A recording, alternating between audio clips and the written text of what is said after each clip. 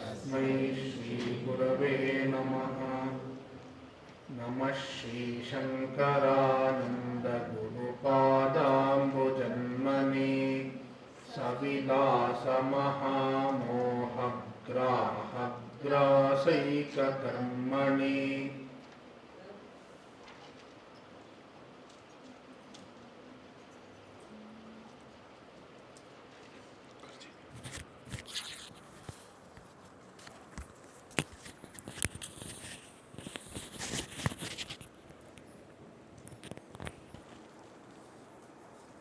Let's chant the first two verses.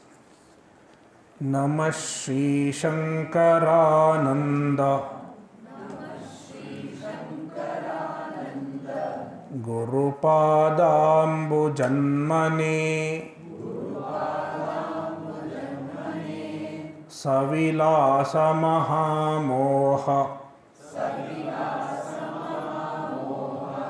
ग्राहग्रासैककर्मणे तत्पादाम्बुरुहद्वन्द्व सेवा निर्मलचेतसाम्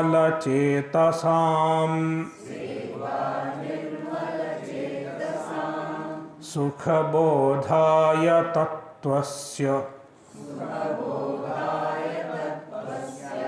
विवेकोऽयं विधीयते।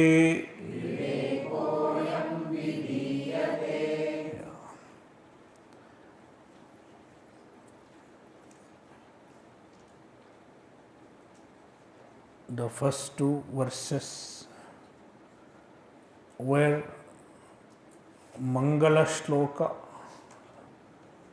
the prayer verse, and introduction to the text. The second verse, the second shloka,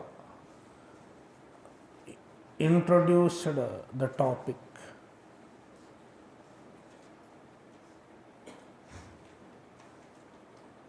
Anubandha Chatushtaya,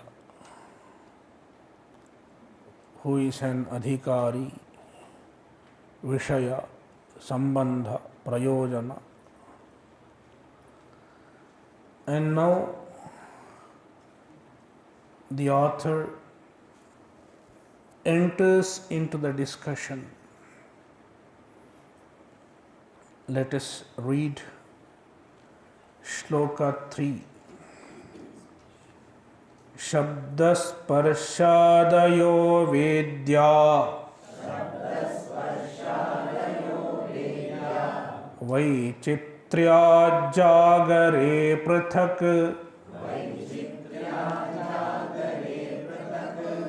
ततो विभक्ता तत्संवित् ऐक्यरूप्यान्न भिद्यते।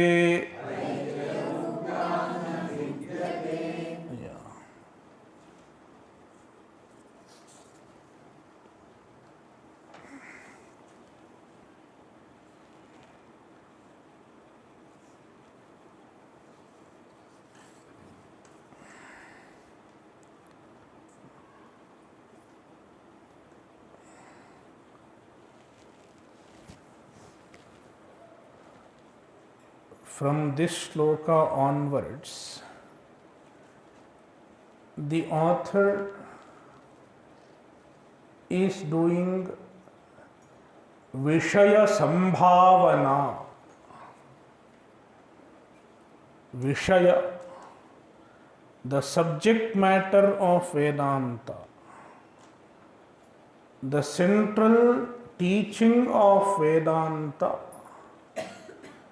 is Jiva Brahma Aikya. Non-difference between Jiva and Brahman. I use the word non-difference to describe Aikya because Aikya does not mean two things go and merge into one. It is not the Aikya that you see in movies. In the movie of some Bhakta, Bhakta Prahlad or Tukaram, or any Bhakta's movie, Mirabai, when they die, what they show? A flame comes out from the Bhakta's body and it goes and merges with the Bhagavan or Shivalinga. So, generally, the word Aikya is understood in a different way. Two things become one, merge and become one. That is not the Aikya. In Vedanta Shastra, we are not talking about that kind of Aikya, where two things are originally different and then they merge into one. It is not so. Aikya means non-difference. They don't have any difference at all.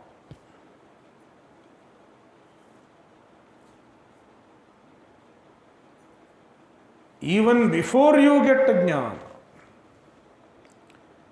they are not different. At any point of time, they are not different. Because they are essentially one and the same. That is the Aikya we talk about. Therefore, Aikya is non-difference. Bheda rahityam aikyam. Absence of difference is Aikya.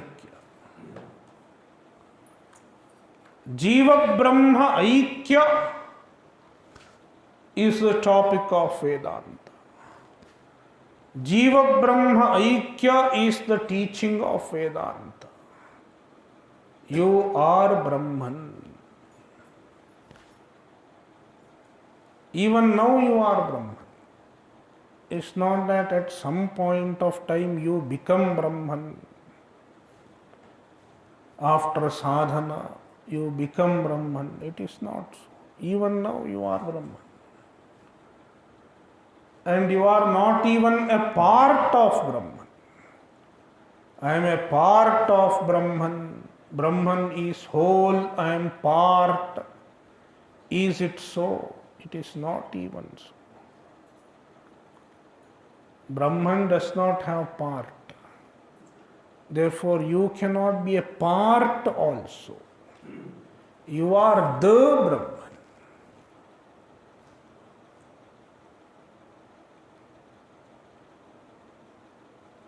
Nothing other than Brahman. Then why do I identify as non-Brahman? Why do I identify myself as an individual? The only answer is ignorance. Avidya or ajnana. Both mean same.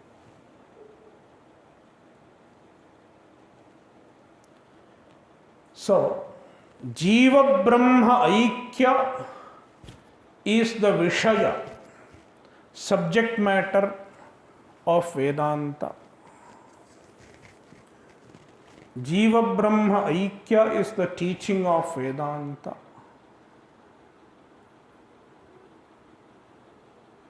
Now we get a question.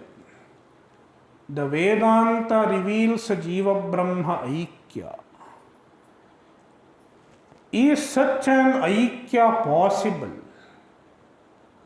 Is the non-difference between Jiva and Brahman possible?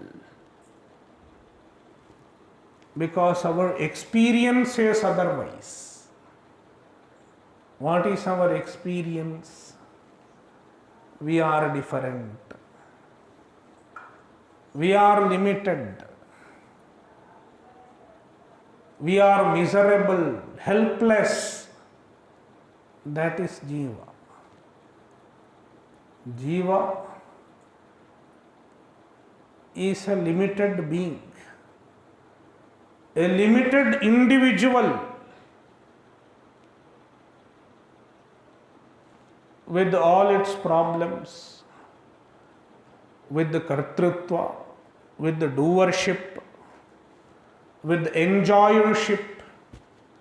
One who identifies, I am the doer, I am the enjoyer, I am the karta, bhokta. He is called Jiva. In Vedantic terminology, we should understand what Jiva means. Jiva does not mean the living being according to biology. In biology we study there are living beings.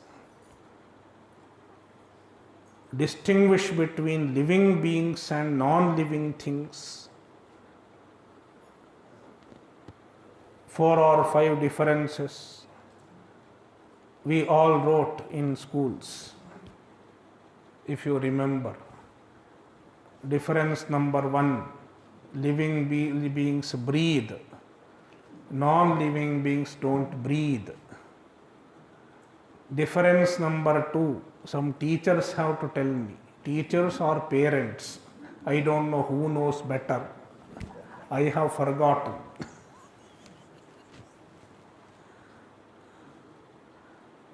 Living beings breathe, non-living beings don't breathe. Living beings grow, non-living beings don't grow. Living beings reproduce, non-living beings don't reproduce. So there are such differences. We are not talking about that living being. In Vedantic terminology, our understanding of Jiva is different.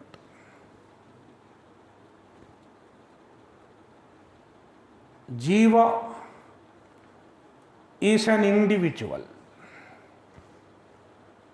who identifies himself as a limited being, as a limited individual,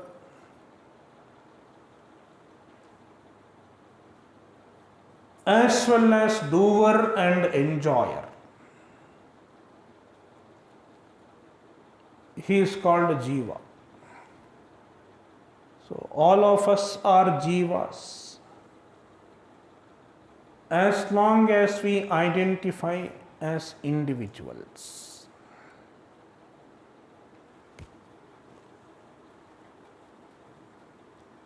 And this Jiva is subject to transmigration. After leaving this body, the Jiva is not confined to this body. The Jiva will travel to another body and take another birth. Karta bhokta paralokagami jivaha. The karta, doer, enjoyer. He does many actions and he receives the result of the action also. Karta and bhokta. And paralokagami goes to another loka. That is Jiva. The bodies may change, but the Jiva does not change. The Jiva continues even after the end of this life. This is the Vedantic idea of a jiva.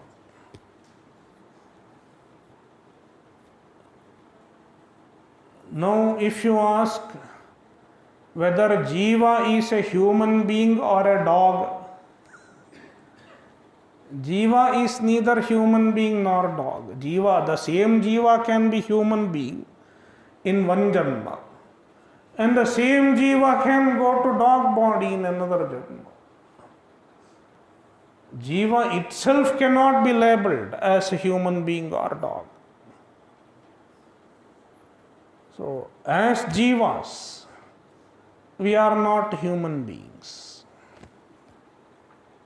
We might have been in some other janma, other body earlier, plant, animal, anything.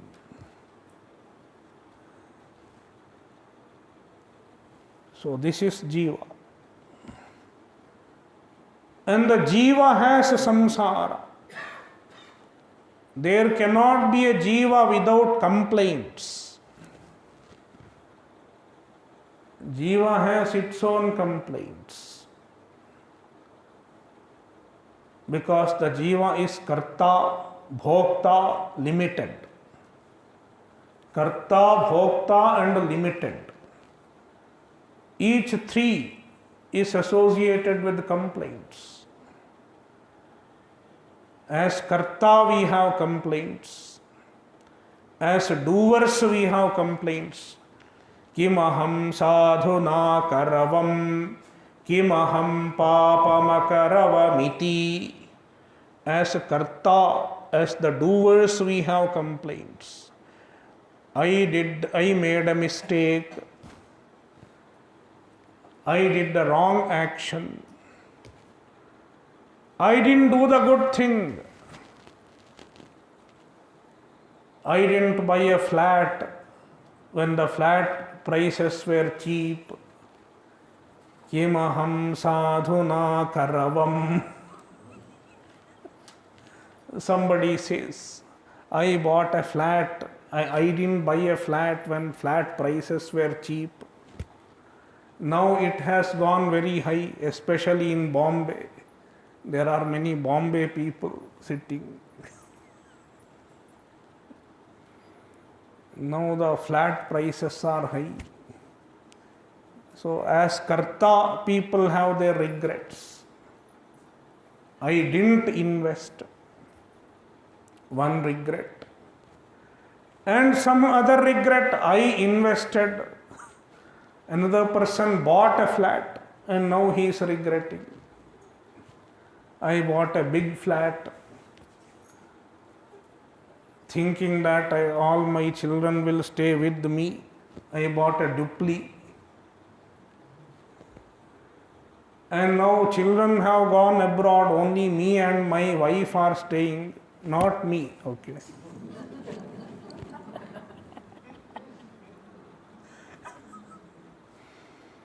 So he has his own regrets. As karta, he has his own regrets. So kartrutva invites problem. It is a samsara. There is samsara associated with kartrutva. And then there is samsara associated bhoktrutva with bhoktrutva. I am the bhokta.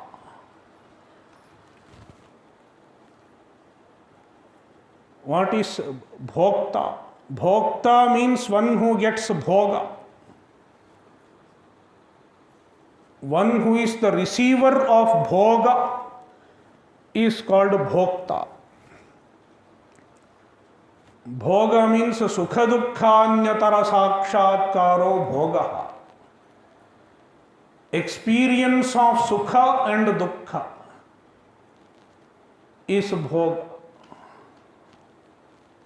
Pleasure and pain, both are bhoga. In Vedantic terminology, bhoga is not just pleasure. Pleasure and pain, both are bhoga. As bhokta, we have regrets, we have problems. I didn't get a good room. There are bed bugs. There are mosquitoes.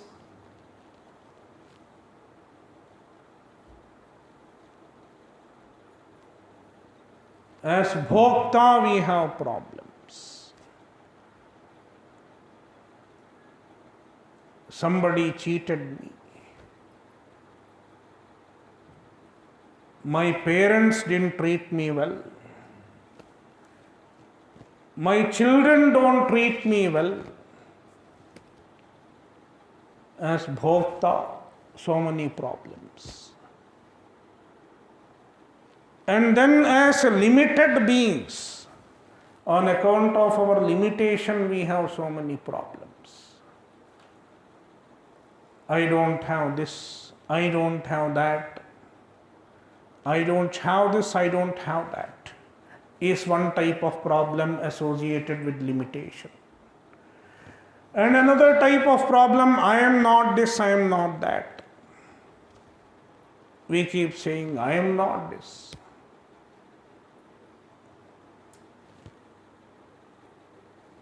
I am not the head of this ashrama.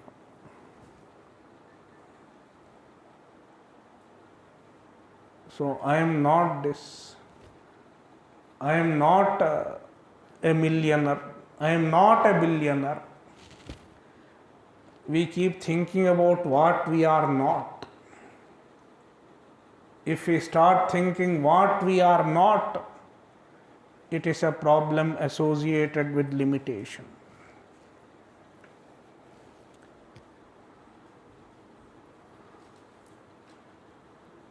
We are not many things. We are just one limited individual. Limited being what we are, just what we are.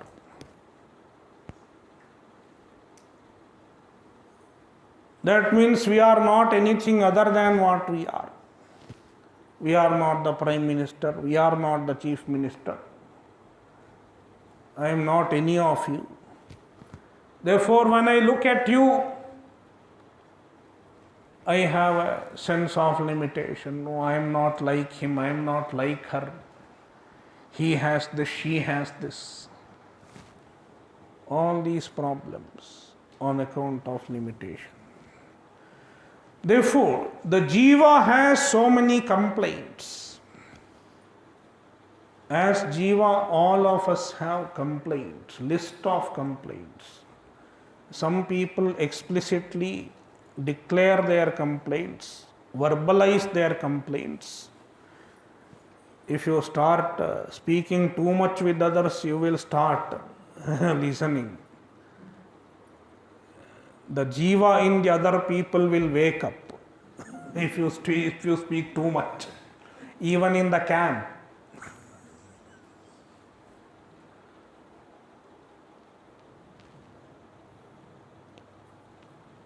So this complaining individual is called jiva. And all the complaints, the sum total of its complaints, the sum total of the complaints of a jiva is called samsara.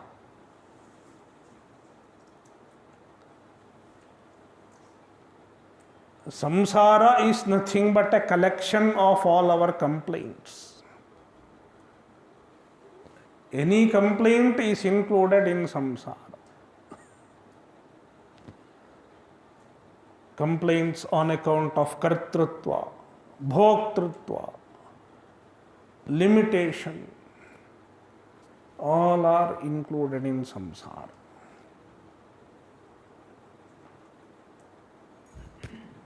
Samsara doesn't mean world. We have to be careful about the local terminology and Vedantic terminology. The same word may be used. There are people from various linguistic groups here. So, in southern languages,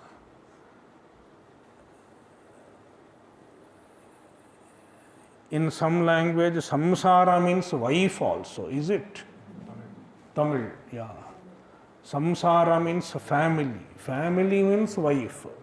I think perhaps that is how it's wife. I don't know. Wife. Wife is referred to as samsara. Okay. Yeah. Yeah. So samsara means wife in Tamil. In Kannada, samsara means family. Family is called samsara. Parivara is called samsara. In Hindi, world is called samsara, sansar. So, in the local languages, local means laukika, the languages spoken in the world. Samsara is used in different senses. Whereas in Vedantic discussion, the word samsara is a sum total of all our problems, all our complaints as individuals, as jivas. The collection of the problem of jivas is a samsara.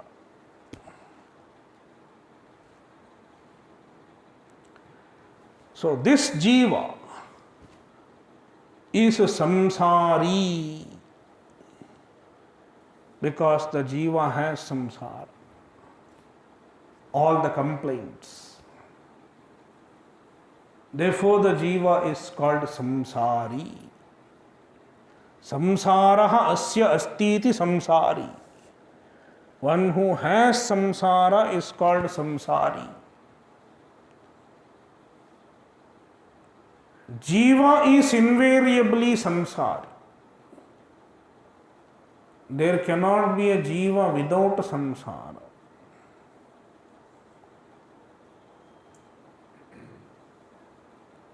Therefore, if somebody says, I would like to remain a jiva, but I don't want to have samsara, it is not possible.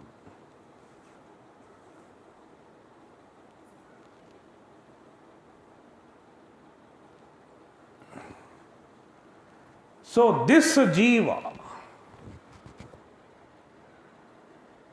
is Brahman. Jivo Brahmaivana Paraha. This is what the Vedanta teaches. Jiva Brahma Aikya. The one who considers I am a limited being with the kartritva and bhoktritva. This limited being is the Brahman. This is what Vedanta tries to teach. At least Vedanta tries to teach, whether we understand it or not.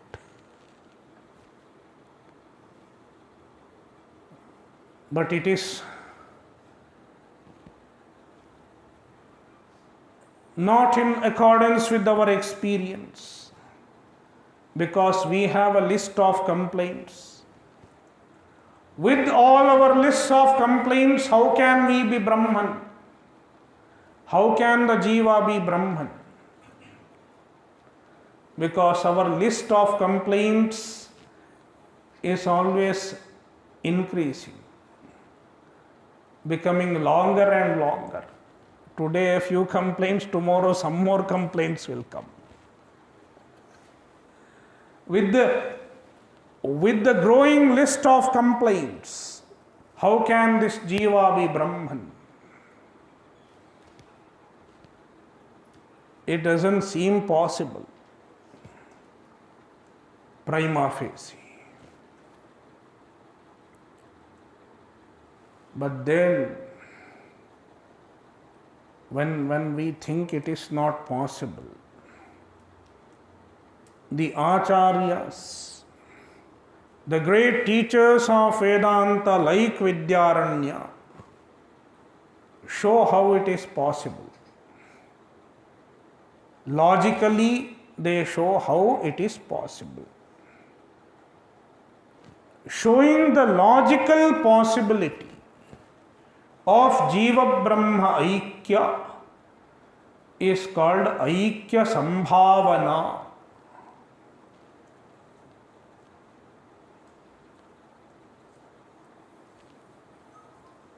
Showing the logical possibility of the oneness of Jiva and Brahman.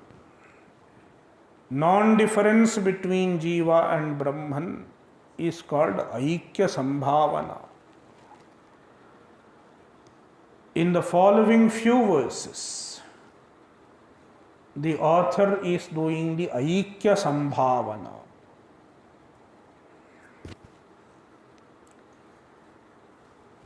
He is showing how it is logically possible, how logically Jiva and Brahman are one.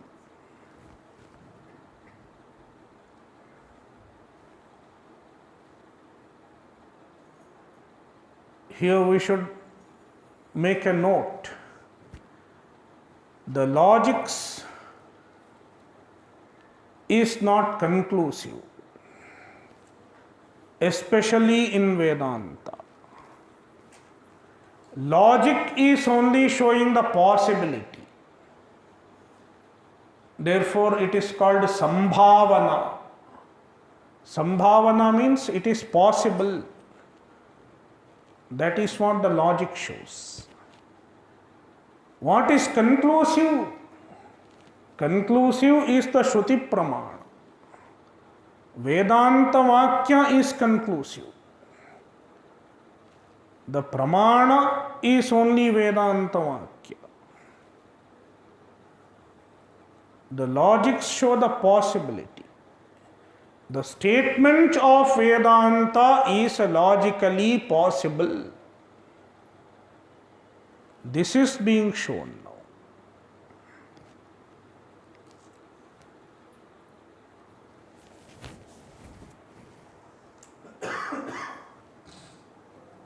Therefore, don't think we arrive at the Jiva Brahma Aikya with logics. It is not so. You cannot keep the Vedanta Shastra aside and logically understand Jiva Brahma Aikya. It is not possible. If we have to understand Jiva Brahma Aikya, we should employ the Vedanta Pramana. Vedanta has to reveal it. But then if we get a doubt, is it logically possible? Then we make use of logics.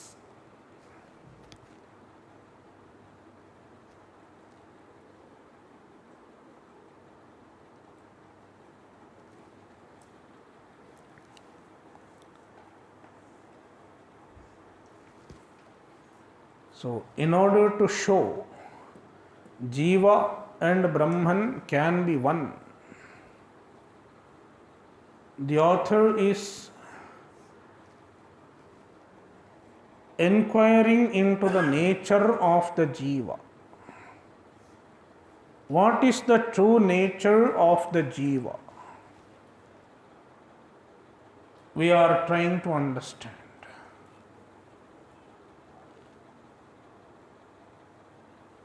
In order to understand the nature of the Jiva,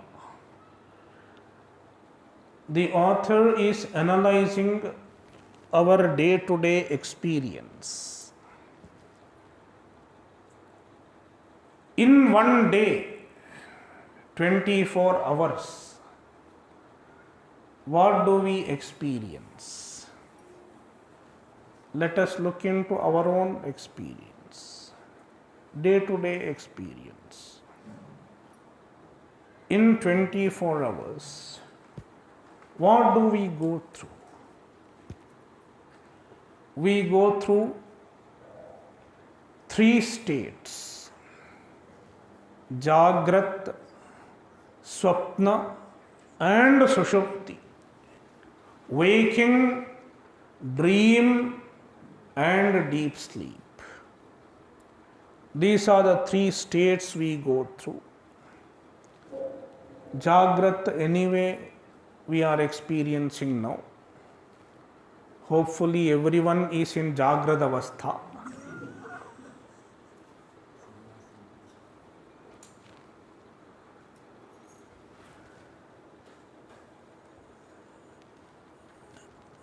And deep sleep, Sushupti Avastha, generally we experience every night and sometimes during daytime also.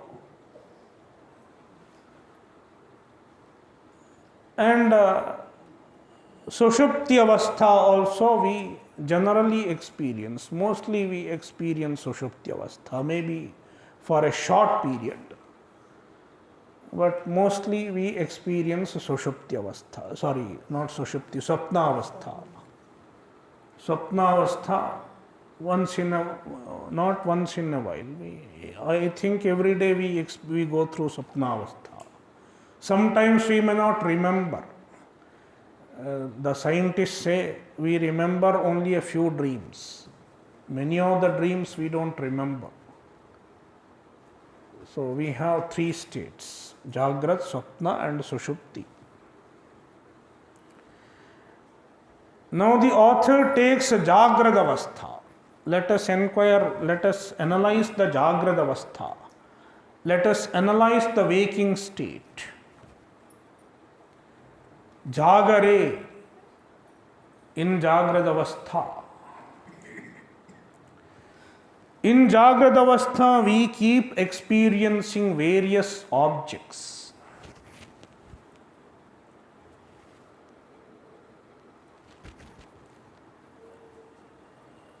Various objects are experienced. And the objects are called Vedyaha. Vedya. Vedya means object of knowledge.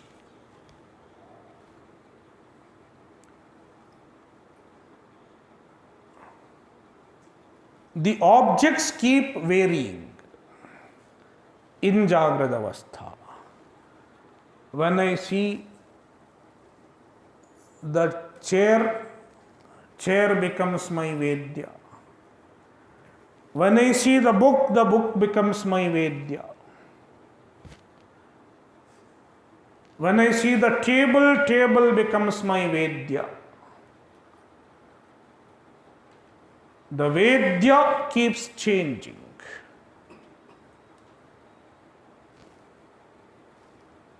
The object of knowledge in Jagrad Avastha keeps changing.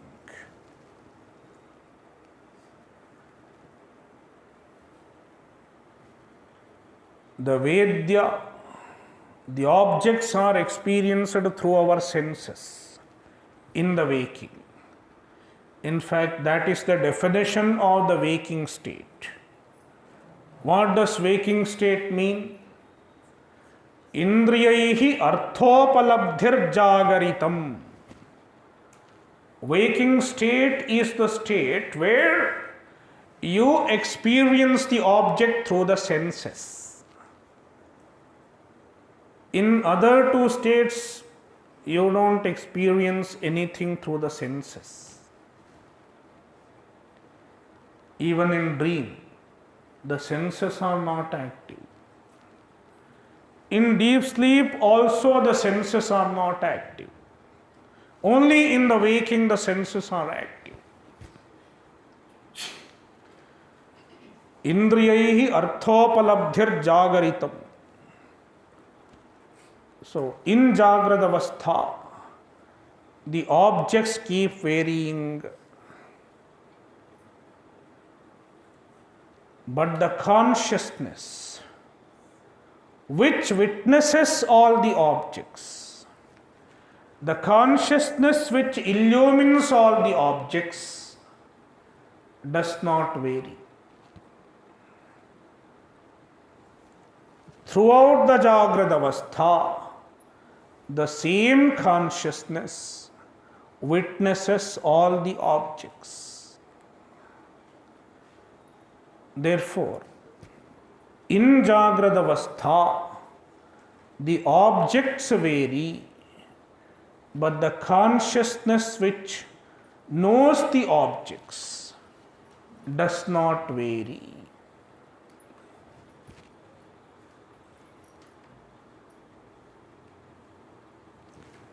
See the verse. Jagare, in the waking, Shabdasparshadayo Vedya Vaichitryat Jagare Prathak. The word Jagare should be chosen first. Vedyaha, in the waking state there are Vedyaha, objects of knowledge. What are they? Shabdasparshadayaha, the five senses. Each sense has its own object. Shabda, the Shrotrendriya, its object is Shabda, sound. Tvagindriya, its object is Sparsha, touch. Chakshurendriya, its object is Rupa, color. Then Rasanendriya, sense of taste. Its object is taste, rasa. And Ghanendriya, its object is gandha, smell. These are the Vedyaha, objects. And the Vedyas are different. Vaichitryat Prathak. Vaichitryat. Since they have differences in nature, the objects are different. One object is not like another. Therefore, each object is different from the other. Objects keep varying. Even though the objects keep varying, the samvit, Vidyaranya calls it samvit. Samvit means consciousness, Chaitanya, Chit. Samvit tato vibhakta. Tat samvit. Tat samvit means the awareness which illumines any object. The consciousness which illumines any object is different from the object itself. Tato vibhakta. The table and table consciousness. The consciousness that illumines the table. The consciousness that illumines the table is different from the table itself. And the consciousness that illumines the chair is different from the chair itself.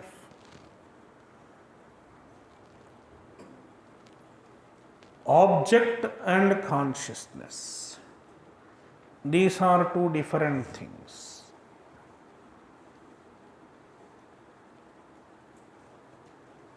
The objects keep varying. When I shift my attention from the table to the chair, the objects have changed. But the consciousness has not changed. The same consciousness which illumines the table illumines the chair as well. Therefore, Vidyaranya says, Samvit aikarupyanna bhidyate. The samvit, the consciousness, aikarupyat, since it has the same form, since it is uniform, you don't see any difference in nature of consciousness. When I see the book and when I see the chair, what differs? Only the object is different. Is there any difference in the consciousness? The book awareness and the table awareness, is there any difference? There is no difference. The difference is only in objects. If you look into the Jagrad Avastha, from morning to evening, from morning to night, throughout the Jagrad Avastha, continuously there is one consciousness. What keeps changing is the object.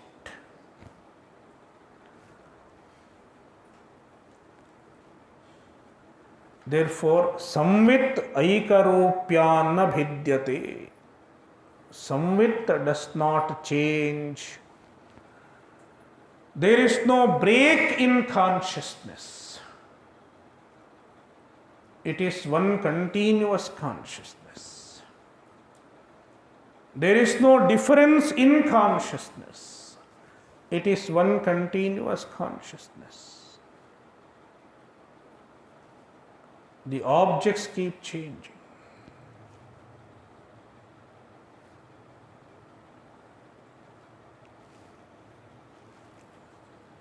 Thus, the author arrived at a conclusion.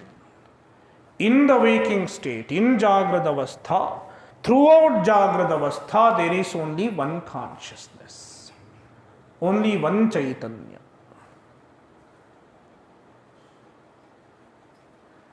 And now the author is applying the same to the dream state also. Let us look into the next verse, Shloka 4. Tatha swapnetra vedyantu na sthiram jagare sthiram tadbhedo tastayo samvid ekarupana bhidyate. Tatha swapne, just like in Jagrad Avastha, throughout Jagrad Avastha, the consciousness does not change. In the same manner, let us take one dream. One dream. In one dream, does the consciousness change? What changes is the object. It is like one movie. You went to the theater to watch one movie. During one movie, the screen does not change. After every scene, if they have to change the screen, then the movie is not possible. The screen remains same. In the same manner, the consciousness remains one and the same. The objects may vary.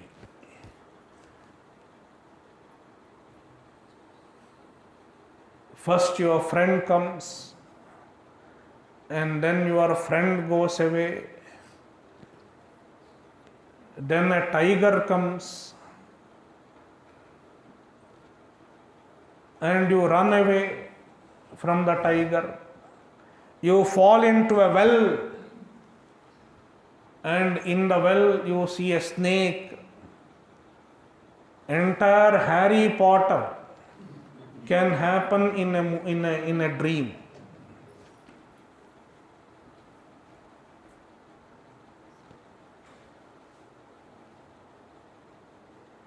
The objects keep changing, but the consciousness does not change. Therefore, the author says, Tatha swapne. Just as in the waking the consciousness does not change with the change of the objects, in dream also, with the changes of changing objects, the consciousness does not change. It is one and the same, one continuum in dream also. Then what makes the difference between waking and dream? What is the difference between waking and dream? The consciousness is same. The samvit is same. Despite the consciousness being same, how the waking state varies from the dream state. Yeah, there is no difference in Chaitanya. There is no difference in consciousness. Then where lies the difference? The difference lies in the nature of the objects. In the waking, the objects are sthira. Atra vedyam tu na sthiram jagare sthiram. In the waking, the objects are sthira. Sthira means they are steady. Steadiness should be understood properly. Steady does not mean it doesn't shake like this, not that steadiness. Steadiness means the object that you see today, you will see tomorrow also. This microphone is here. Today I see this microphone. I will see the microphone tomorrow also, hopefully.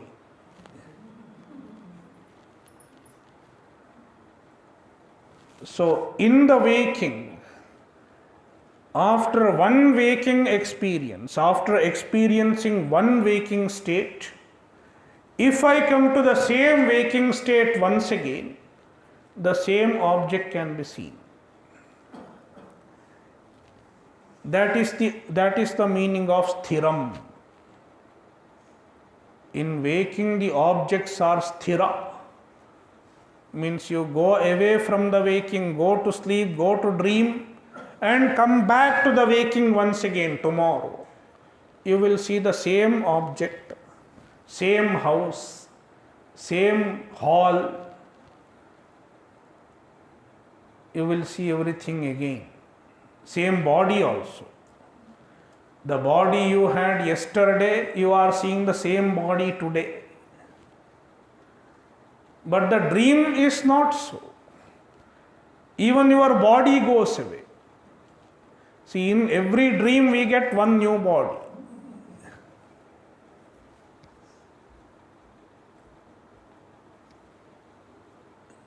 Therefore, vedyam na sthiram. In swapna, the objects are not sthira. That means what you see in one dream, you won't be able to see in another dream. The same object does not turn up in another dream also. Once the dream is finished, gone. The same objects, the same people, they don't come in another dream. The same experience does not come in another dream. Therefore, Vidyaranya says, the difference between waking and dream is only in terms of the sthirata of the objects. Jagare vedyam sthiram, swapne vedyam na sthiram. This is the only difference. Tad bhedaha, it is the difference between waking and dream. In fact, the difference between waking and dream is not that great. It is not as great as we think. If we see it from a philosophical perspective.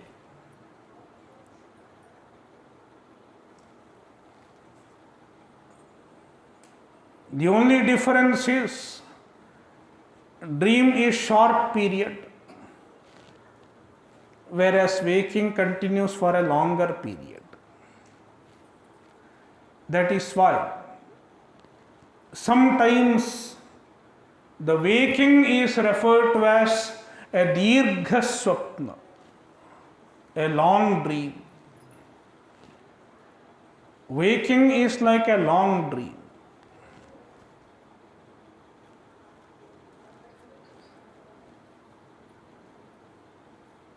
It is also mithya. We are going to understand it. Even the waking is mithya. All that we see in waking is mithya. And all that we are in waking is also mithya. All your identity that you have in waking, somebody is a colonel, somebody is a captain, somebody is an engineer, somebody is a doctor,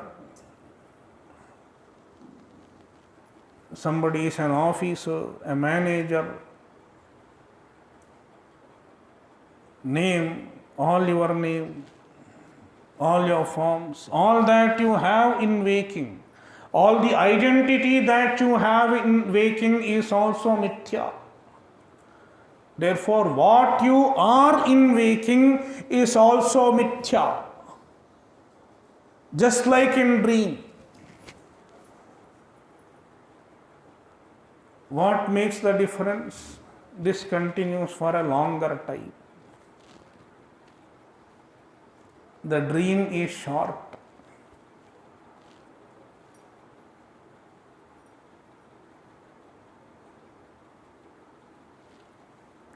Therefore, the difference between the waking and dream is not a difference in consciousness, not a difference in Chaitanya.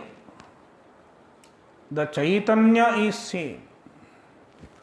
Therefore, he says, Tayo samvit ekarupa. In both waking and dream, the samvit is ekarupa. The consciousness is uniform. No difference in the consciousness. The same consciousness which illumines the waking, which illumines the objects in the waking, also illumines the objects in dream. Ekarupa na bhidyate. Therefore, there is no difference in consciousness. The two states are different only in terms of the Vedya, the objects. The consciousness is one and the same. The same consciousness which illumines the waking illumines the dream also.